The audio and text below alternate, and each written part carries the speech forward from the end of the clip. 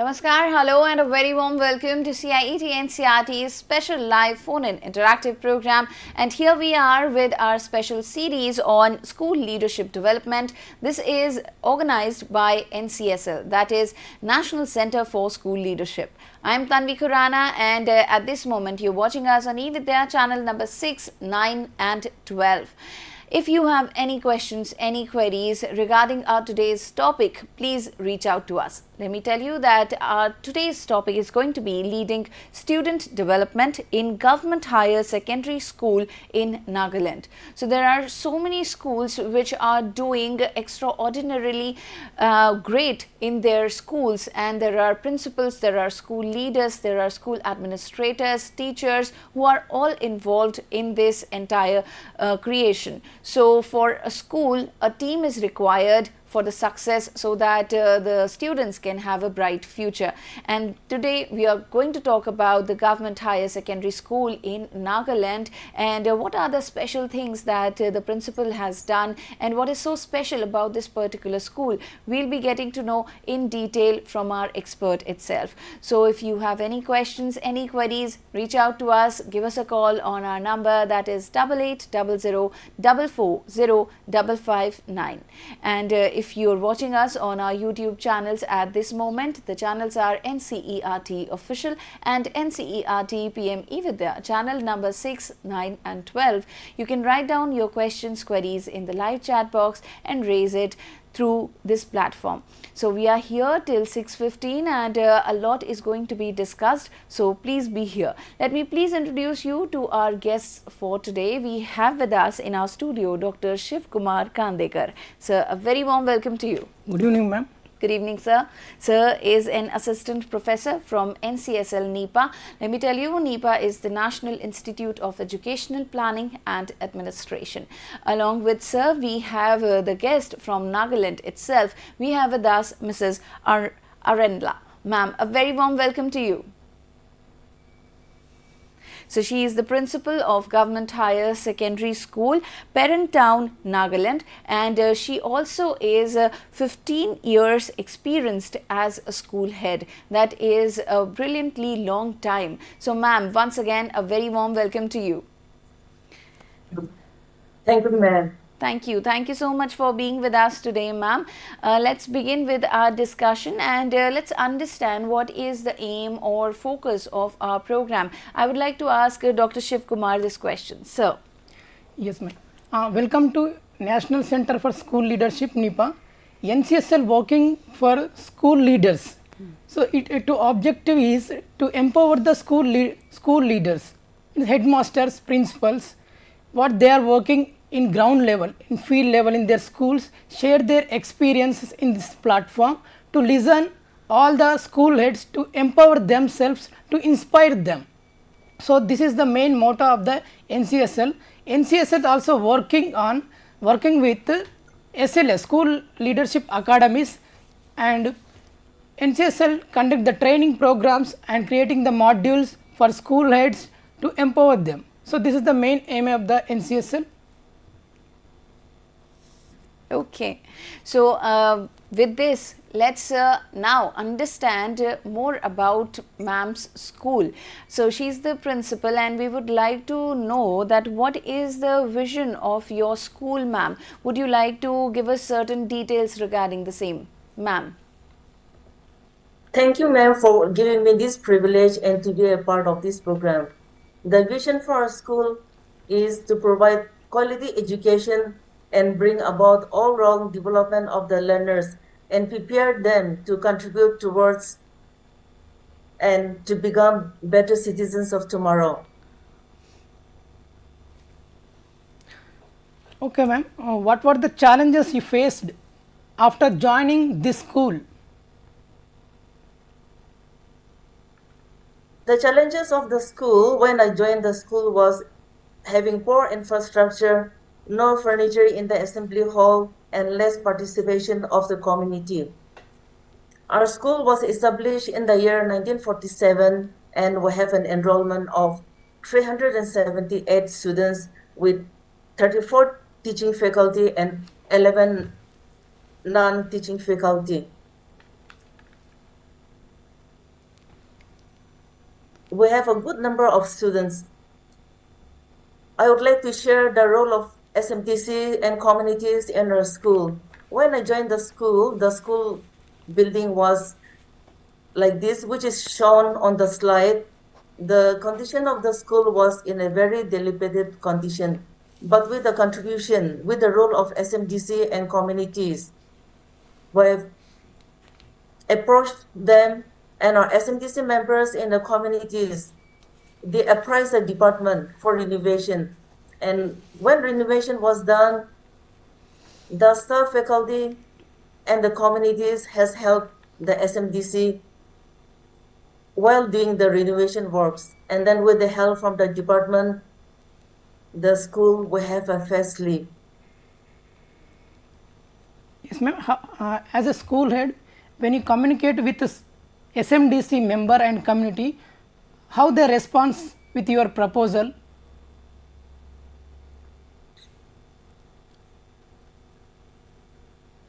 How school This was management? How the response? Ma'am, what was the response of the community and SMDC when you went there with your proposal? Okay, when we approached the SMDCs and the community, they approached the state government for the renovation of the building. So they've appraised the department, and then the renovation was sanctioned from the department, and then it was done with the help of the SMDCs and the communities. And after renovation of the building, along with the SMDCs, the communities, and the faculty members, we have contributed. We went for fund drive, and we purchased furniture for the assembly hall, like plastic chairs, sound system, and the necessary things for the conduct of the morning assembly. This is the plastic chairs where we can see on the slide with the collaborative effort of the students, from the parents, community, SMDC, and the faculty. We have contributed some amount, and then we purchased all this. This is the slide which I'm showing. This is the assembly gathering and then the conduct of morning assembly. This is a very healthy trend in the school. Every day, each class will be conducting the morning assembly, and whole year the teachers will be giving marks or grade to each class, and then at the end of the year, prize will be awarded to them. So conduct of morning assembly is motivate the students, and then this is a good practice in our school. As a school head, how do you for school development? The first is academic excellency. For the academic excellency, we conduct coaching class for class 10 and 12 during the winter break. The teachers, they contribute, and then they are sincere enough. They hardly get holidays even during the winter break. And for the lower class, year long we go for remedial teaching, and then we conduct special classes. Along with this conduct of coaching classes, we have this mentor and mentee program in the school, where each teacher will be assigned some students, so that the teachers will visit their home. They will keep the record of the students' performance, keeping track of the students' performance, and then they will visit the parents' home, interact with the parents, and then they share the opinion of the students. And these two slides, along with the teachers, I have visited our students. These are the two students on the left-hand side. We have a special child, dwarfism. She was in class 10, and then we went for home visitation, encouraged her, because as we all know that physically she is not equal to other children, but we motivated and encouraged her to put more effort. After class 10, she stopped studying, and when we visited her, she said that she preferred staying at home. And then on the other side, we are seeing one student who was in class 12. So along with the mentor, I've also visited along with them. I joined the teachers to visit these two students because they were the special category of our school children. The boy on the right-hand side, he was a student of class 12. So we went and meet the parents and encouraged him to put more effort, and then he passed his class 12. After passing class 12, he joined BA in Parent College in a parent town. That's how the mentor and mentee program has resulted in the academic excellency. That's wonderful, ma'am. You are encouraging inclusivity in your classroom. There couldn't be anything better than this.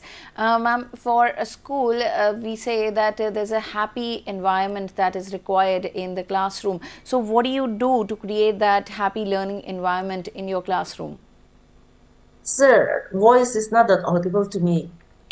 I'll repeat my question, ma'am. How do you create a positive, happy learning environment in your classroom? Okay. Thank you for the question. This is the slide which we are seeing. Especially for the lower class, we conduct some activities, that is learning by doing. This is the joyful learning of mathematics with the method of visual learning, because it's different when they just see the shape of the cube in the textbook and when we see with their own eyes.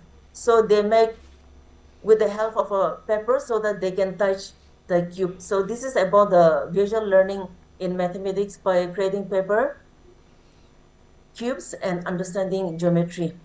This is also another joyful learning, especially to learn about the geometry, the segments, the lines through folding of the paper, which is called origami. Yes, ma'am. Nice. What type of activities do you conduct to preserve the culture and tradition? Sir, this is the slide. We all know that students, they have so many talents. So in order to explore their talents, we conduct curricular activities, and in order to revive the tradition and culture, we introduce such a traditional rice bonding by the students so that the arts and craft of culture and tradition can be revived. This is about the traditional way of baking sticky rice using stone plates. So the students, they pound the sticky rice and then they are making sticky rice. This is the traditional way of baking sticky rice. This is about making thread from the freshly picked cotton from the cotton plant. And that is how we keep alive and revive our traditional way of making thread from the cotton plant. This is Yes, ma'am. Wonderful work in school, tradition and culture. Integrate traditional cultural practice, values into the school curriculum. It can also help students develop positive sense of identity, pride and understanding, appreciation of others' culture and tradition. So, what is the purpose of cleanup drive in school? So this is the cleanliness drive and decorating classroom, which we do at the beginning of every academic session. And then this is the activity which we all look forward. So at the beginning of every academic session, we will clean the classroom. We will let the students make posters, write quotations. And then one very good thing about this is decoration of the classroom by pasting the names of all the students, birth date of the teachers, so that when the birthday falls, the teachers and the students, they wish each other, keeping on mind that whose birthday falls on holidays, it should be wished either in advance or belated. That's how they create belongingness to each other and they feel a part of the family. And then with the decorations of these, it has created a positive approach towards learning, towards teaching and learning process. Thank Yes, you. ma'am. By actively participating in these cleanup drives, students learn the importance of properly disposing of waste, recycling, and keeping their school environment free from litter. Cleanup drives create a sense of community and teamwork among the students. Next, come to how did you encourage the skill development of students in 21st century? By knowing the potential of the students, and then as we all know that we have different types of students in our school, all students may not excel in their academic performance. There are some students who are slow and poor learners. They may not perform well in the academic, so we let them explore, and then we let them take up such a skill development like a traditional way of making looms, knitting. And then for boys, we introduce making wooden plates. So that way, when the children are in our hands, starting from class 6 to class 12, they'll be in our hands for 7 years. So during 7 years of schooling in our school, we have a target. Our objective is that those who can study well, perform well, they can join, and then they can excel in the higher class. But for those students who are poor learners, but they have hidden talents like handiworks of this, so after their studies, they may not go for higher studies. So by making such or knowing with this skill development, they can sustain their livelihood. That's how we introduce this making of basket.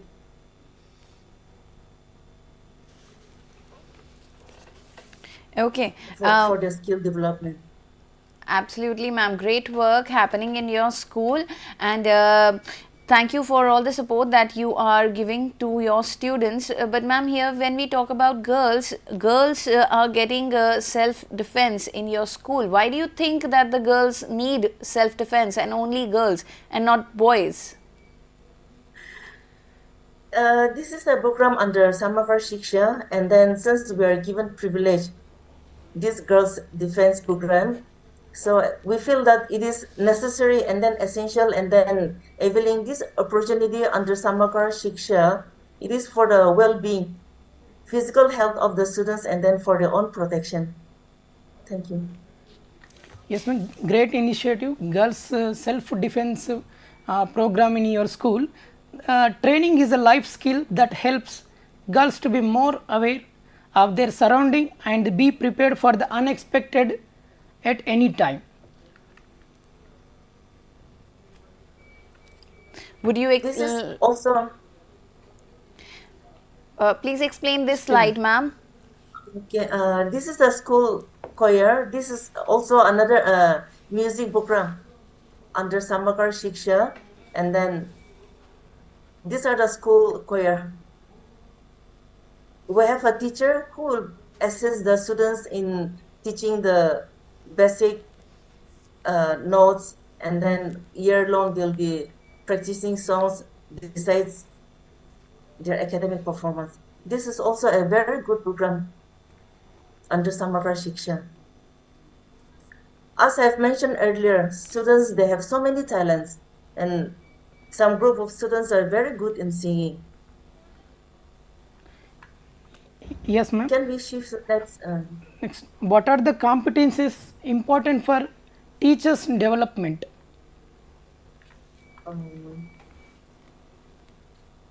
Please explain this slide, ma'am. Okay, for teachers' competency, clear communication, flexibility, and having collaborative skills. This is a workshop which the school has organized, and then every year some teachers will be detailed as per the directive from our department to attend trainings. So all the teachers will not get the opportunity to attend the training. So whoever attends the training will have one-day workshop with the teachers. That's how we shared, and that's how the teachers also they develop their competency. This is the workshop that is being done by the 3 teachers who attended New India education, New India literacy program. One teacher who attended the NISTA, and then one teacher who is the president of this PLC. So they've attended the training, and then after coming back, we had this one-day workshop for the teachers. Yes, ma'am. This workshop most useful for teachers, but according to 21st century, skills for 10 skills for teachers. The first one is be creative, second continue learning, 3 critical thinking, 4th leadership and management skills, 5th problem solving, the 6th one mindfulness and stress management, 7th skill digital literacy, 8th time management, 9th ethical decision making, the last conflict resolution. These 10 skills are most important for teachers in the 21st century. Please explain this slide. This is about the encouragement to both the teachers and students. When the students they secure good marks, because from our school there are many students who could secure distinction marks in various subjects, and then even state toppers. So that's how we felicitate the students and the teachers, the subject teachers who guided the students for encouragement. That's how it has reflected the good result.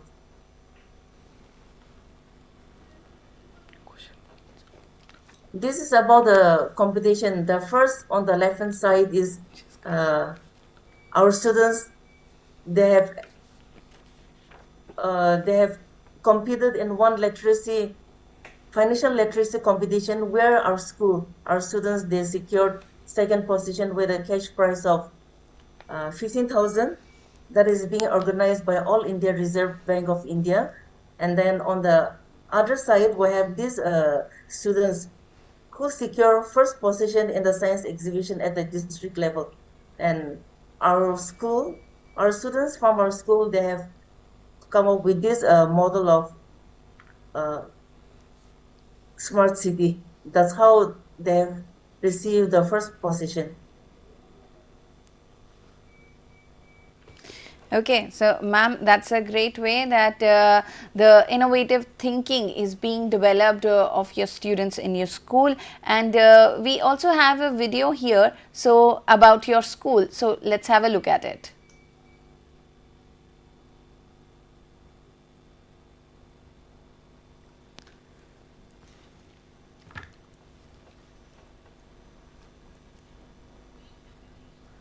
Ma'am, would you like to explain this video?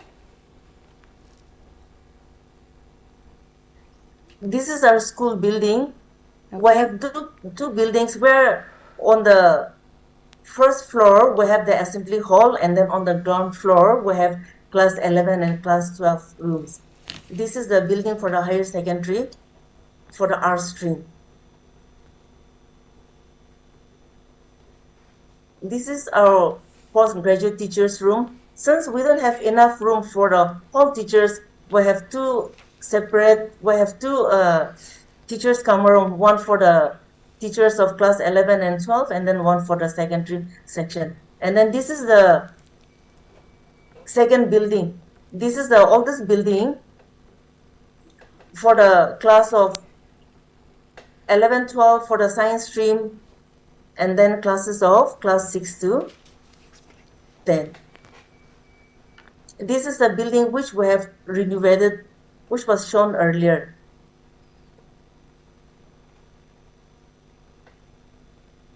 This is the corridor of our school. It's wooden, you can say.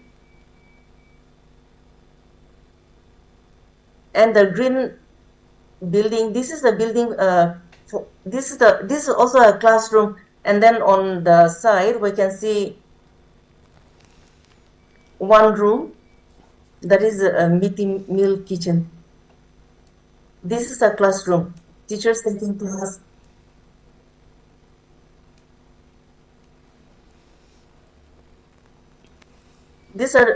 This part shows students coming to school, entering their classroom, class 12 students, leaving assembly hall after assembly.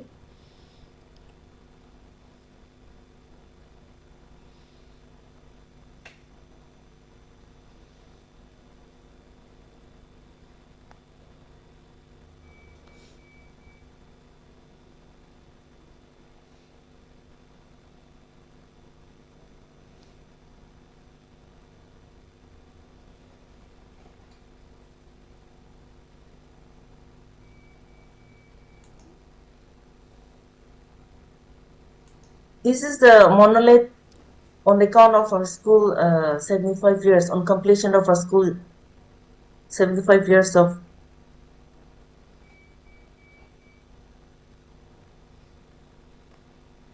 This is traditional wrestling, which we usually conduct during our activities, core curricular activities. This is bamboo stick walking.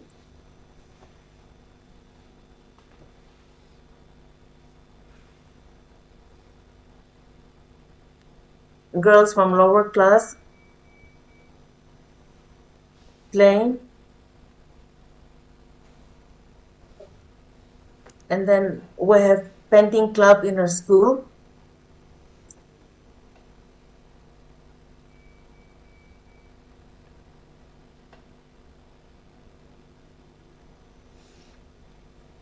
During co-curricular activities, we conduct painting competition.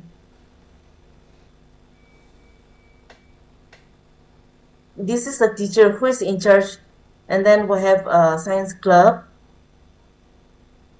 This is the model made by the students, integrated farming.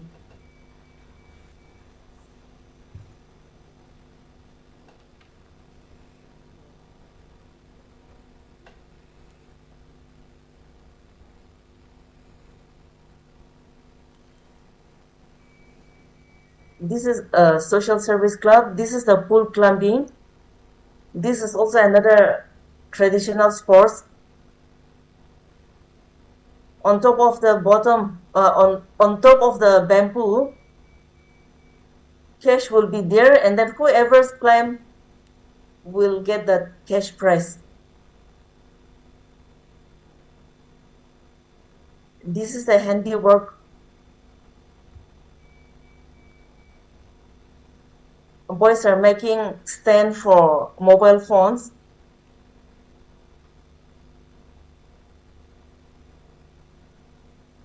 This is girls self-defense practicing.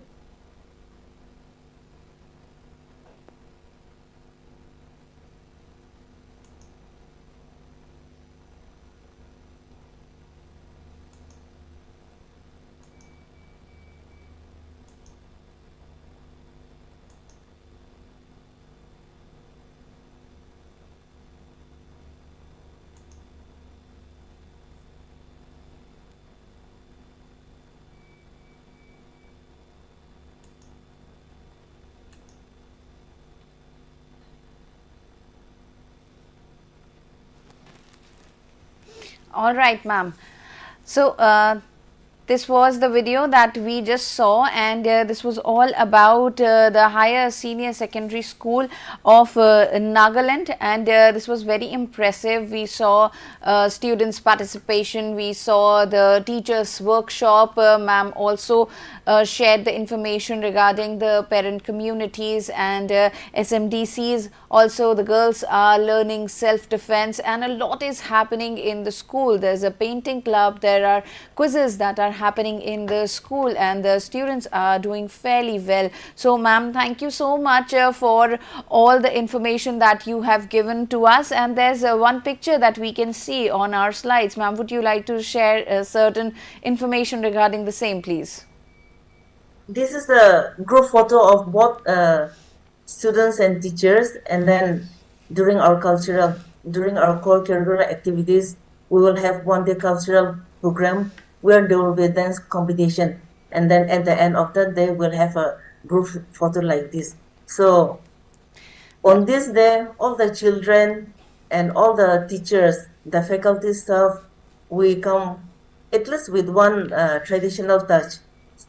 So that is the group photo on that day. That's such a pretty picture, ma'am. And before we wrap up this program, you being a principal here, I would like to ask you that in your opinion, what are those important characteristics you think are important for being an effective school leader? Would you like to discuss that, please? Okay. I feel that as a leader, as a head of the institution, there should be mixed personality, because we should not be too stern, too strict, or too lenient also. But I just want to share some points how to be an effective school leader. We should be a role model. We should have the quality of decisiveness, ability to decision making. We should possess one important, that is emotional intelligence, and then we should possess coordination ability. If we possess at least these characters, I think we can run the school very well. Absolutely. Thank you, ma'am. Thank you. Thank you so Thank you, much, ma'am. ma'am. Thank you very much, ma'am. Share your valuable experience in your school, and we feel very happy for your school contribution as a school head. And so good, beautiful pictures, tradition and culture, and teacher training programs, skill development students. So this is the very much inspiration to all school heads. Thank you very much, ma'am. Thank you. Thank you, sir. Thank you. Thank you so much, ma'am, for being with us today. It was a pleasure having you, and we have had a wonderful discussion. Thank you, and all the very best to your school and the students as well. Thank you. Thank you to Dr. Shiv Kumar as well for being with us today and for bringing ma'am to our program. Thank you, sir. Thank you. Thank you to all the viewers for being with us today. It was a wonderful interaction, like I said, and we discussed a lot of details regarding government higher secondary school in Nagaland, and we were talking to the principal of the school, and she was Mrs. Renla. And if in case you have missed watching this program, please watch it again on NCERT Official. That is our YouTube channel. And for today, we are wrapping up all our programs, and tomorrow we'll come back again with more programs on more topics, more subjects. So do watch them. For queries, you know how to reach us. And all the information gets displayed on your screens as well in the form of ticker. So everything you have in your screens. So you can watch the program and raise your queries if you have any through these mediums. Thank you so much once again. Have a great day ahead. Have a wonderful evening. I'm Tanvi Khurana, and I'll take a leave of you. Namaskar.